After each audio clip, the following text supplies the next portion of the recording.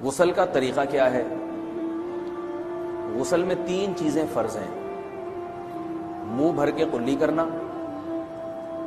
ناک میں پانی ڈالنا کہ ناک کی جو نرم جگہ ہے یہ اچھی طرح تر ہو جائے، اور پورے جسم پہ 1 مرتبہ پانی بہا دینا کہ جسم میں بال کے برابر جگہ بھی خشک نہ رہے۔ یہ تو ہے فرض، یعنی یہ کام کسی نے کسی بھی طرح سے کر لیا تو غسل ادا ہو جائے گا، چاہے اس کی نیت غسل کی تھی یا نہیں تھی۔ کوئی آدمی چلتا ہوا جا رہا ہے، پھسل کے تالاب میں گر گیا، پورے غوطے کھا کے باہر نکلا، کلی کر لے اور ناک میں پانی ڈال لے تو غسل اس کا ادا ہو جائے گا۔ البتہ چونکہ نیت نہیں تھی لہذا غسل کا ثواب نہیں ملے گا، ثواب نیت کے بغیر نہیں ملتا انسان کو۔ دلائل اس کے الگ موضوع ہے کہ اس کی دلیل کیا ہے کہ بغیر نیت کے بھی غسل ہو جاتا ہے، لیکن میں نے بتایا دلائل کا سیشن نہیں ہے، اس میں پھر بات لمبی ہو جائے گی۔ تو یہ تو ہے فرض، پورے جسم پہ پانی بہانا، کلی اور ناک میں پانی۔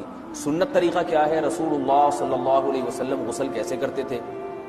سنت طریقہ جس پہ جو اختیار کرنا چاہیے وہ طریقہ یہ ہے کہ جب آپ غسل کے لیے بیٹھیں تو سب سے پہلے وہ جگہ دھوئیں جہاں نجاست اور ناپاکی لگی ہوئی ہے۔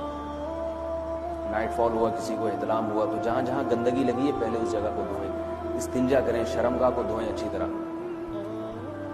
سمجھ رہے بات کو؟ اس کے بعد ہاتھ دھوئیں اور مکمل وضو کریں جیسے ہم عام حالات میں وضو کرتے ہیں۔ مکمل وضو کرنے کے بعد دائیں کندھے پہ پانی ڈالا، لیفٹ سائڈ پہ پانی ڈالا۔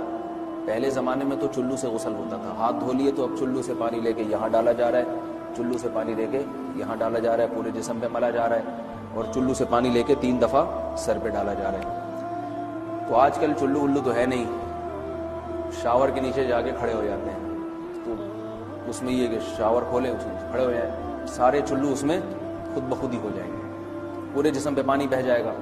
نبی صلی اللہ علیہ وسلم کے دور میں یہ جدید چیزیں نہیں تھی، شیمپو اور صابن، تو آپ صلی اللہ علیہ وسلم بیری کے پتوں سے غسل کی ترغیب دیا کرتے تھے۔ بیری کے پتوں کو اگر پانی میں پکایا جائے تو پانی میں میل کچیل صاف کرنے کی صلاحیت بہت بڑھ جاتی ہے۔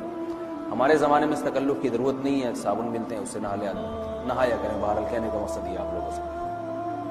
تو یہ سنت طریقے سے غسل ہو جائے گا آپ کا، سمجھ رہے ہیں بات کو؟ سب سے پہلے استنجا کیا، اس کے بعد وضو کر لیا، اس کے بعد غسل کر لیا۔ اگر کسی نے غسل میں وضو نہیں کیا اور ویسے ہی پورے جسم پہ پانی بہا دیا تو بھی اس کا وضو خود بخود ہو جائے گا، اس غسل سے وہ نماز پڑھ سکتا ہے۔ کیونکہ بعض لوگ غسل کرنے کے بعد دوبارہ وضو کر رہے ہوتے ہیں، اس کی ضرورت نہیں ہے، کیونکہ جب غسل کرتے ہیں تو وضو والے اعضاء تو خود بخود اس میں دھل جاتے ہیں۔